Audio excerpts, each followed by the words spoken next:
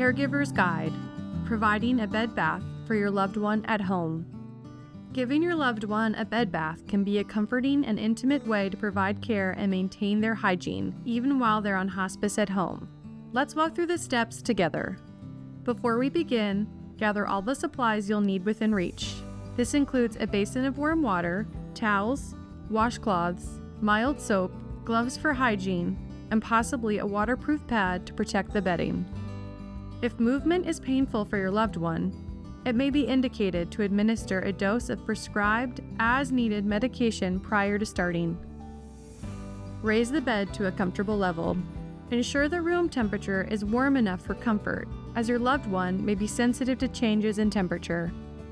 Communicate with your loved one about what you'll be doing and reassure them of their comfort and dignity throughout the bed bath, even if your loved one isn't able to communicate back with you.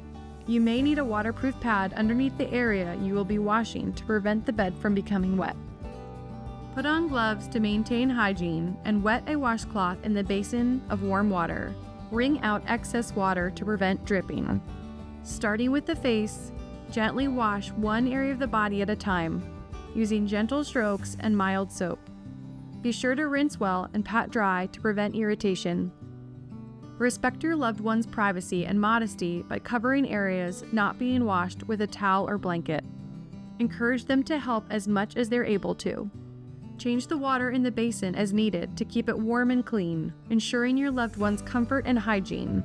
Consider your loved one's safety if you walk away from their bedside by elevating the bed rail and lowering the height of the bed temporarily if needed.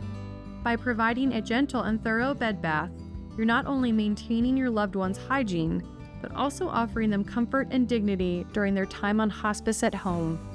If you still have questions about providing a bed bath after viewing this video, please contact Hospice of the Piedmont for more information.